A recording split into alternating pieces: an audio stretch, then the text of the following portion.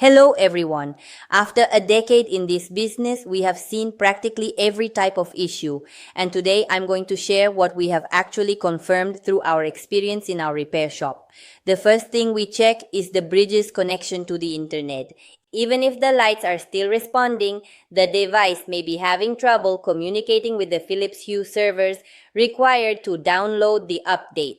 That's why many customers think the bridge is damaged, when the real issue is usually related to the network.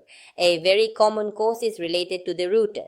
Recent internet changes, security settings, firewall restrictions, or separate networks for smart devices can prevent the update from completing correctly.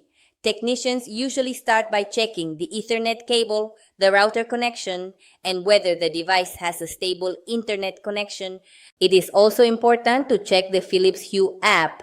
If it is outdated or experiencing communication issues, it may prevent the bridge from completing the update process. In these cases, it is recommended to update the app, restart the phone, and try the update again.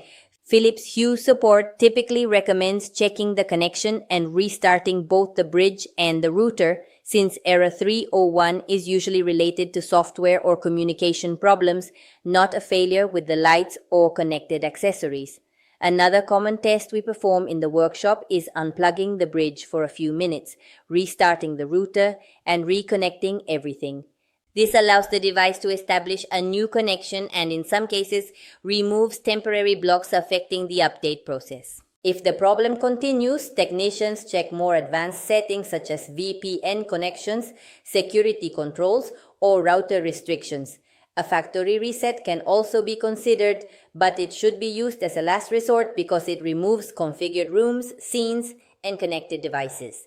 In rare cases, if the Philips Hue bridge continues showing error 301 after checking the connection, app, and network settings, a possible internal hardware failure may need to be considered.